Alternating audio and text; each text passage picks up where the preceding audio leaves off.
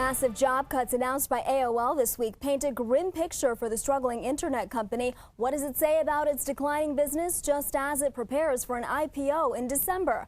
Bolan, independent research analyst, here to talk about it. Welcome, Brian. Thanks for having me. So this week, AOL announced it's cutting 2,500 jobs, one-third of its workforce, hoping to save the company $300 million a year. Do you think this move is really going to have a positive impact on its share price? I do believe it'll impact the IPO and have a positive impact going forward. I think what they're trying to do is cut the fat from the company, and by eliminating these positions, they're eliminating $300 million of cost.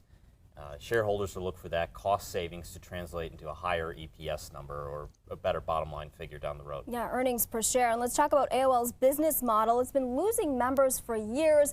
Take a look at some of these dramatic numbers. The dramatic impact on AOL's total revenue. Q1 of 2008 revenue totaled more than $1 billion, and then Q3 of 2009 down to $777 million, down 32% in AOL's revenue. Is AOL's business likely to continue declining, or is there something that could turn it around? It's likely to continue to decline. You know, a lot of the business is based on the subscribers that would sign up for the internet access, the internet service provider end of the business, and that would bring them right to the AOL.com homepage. That page is where they would generate a majority of their advertising revenue.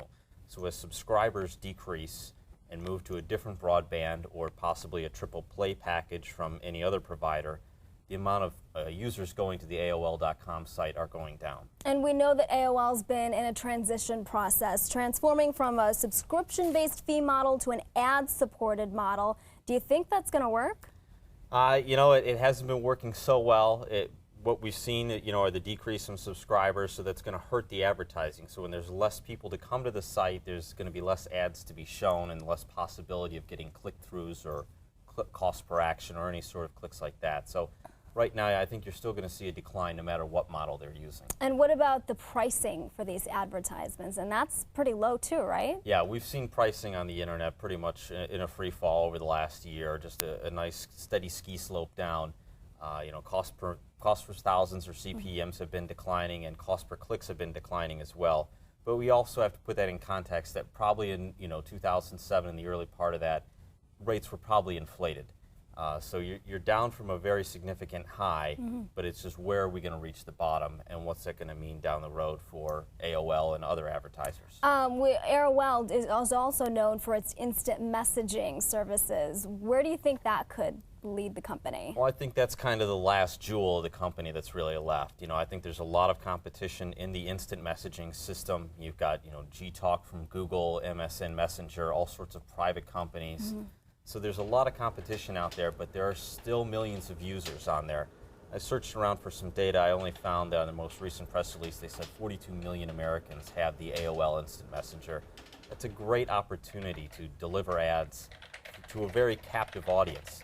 No matter where their internet service provider is, they're always going to be using that instant messenger provider. And we know that AOL is going to be spun off, its IPO hitting in December 8th or 9th. Would you buy AOL's stock price or shares? Well, I think there's been a lot of hype and a lot of talk about AOL, especially in the internet space. And, at a $3.1 to $3.3 billion valuation, it's difficult to say that you would want to buy it right here. I think you would want to wait at least till you get a quarter's worth of numbers out to get a good apples-to-apples comparison to see how the business is really going, because there is going to be that subscriber,